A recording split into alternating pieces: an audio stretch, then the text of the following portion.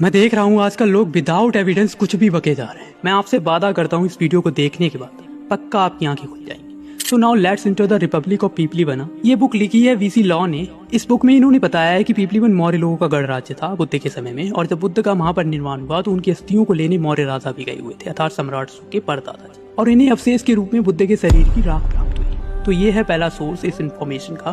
दूसरे की बात करते हैं। आप गूगल पे जाओ और सर्च करो पीपलीवन।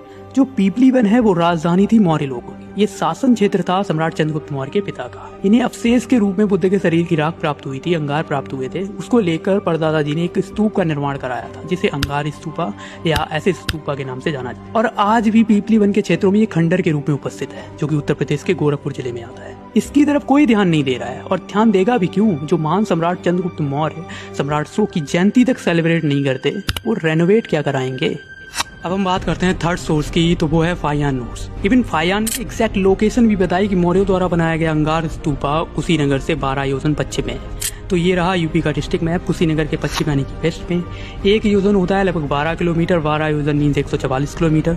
मतलब कुशीनगर से 144 किलोमीटर दूर पश्चिम दिशा में पीपलीवन स्तूप है, जो कि मैप के हिसाब से गोरखपुर जिले में है। गोरखपुर जिले का जो एरिया है वो है 3483 स्क्वायर किलोमीटर। तो इस हिसाब से जो पीपलीवन स्तूप होगा वो गोरखपुर जिले के केंद्र से कुशीनगर जिले की सीमा के बीच में कहीं होगा। और ये बात बिल्कुल प्रमाणित है, क्योंकि गोरखपुर जिले में एक क्षेत्र है जहां मौर्यकालीन खंडर, मौर्यकालीन ईंटें इत्यादि मिल रही हैं। Source number 4, Xuanzang notes. Xuanzang ने भी अपने नोट्स में पीपलीवन स्तूप की चर्चा की, और उन्होंने पीपलीवन को निग्रोध वन कहा, क्योंकि बुद्ध ने इस क्षेत्र में अपना काफी समय बिताया था। Source number 5, the ashes of the Buddha by Harry Falk. Harry Falk की एक वेल ऑर्गेनाइज्ड रिसर्च बुक है। इसमें भी बुद्ध के पीपलीवन स्तूप के बारे में बताया गया है। यहाँ पे लिखा हुआ है कि पीपलीवन के मौर्यों को अवशेष के रूप में बुद्ध के शरीर की राख प्राप्त हुई, और इसके बाद सभी प्राप्तकर्ताओं ने भव्य स्तूप का निर्माण कराया।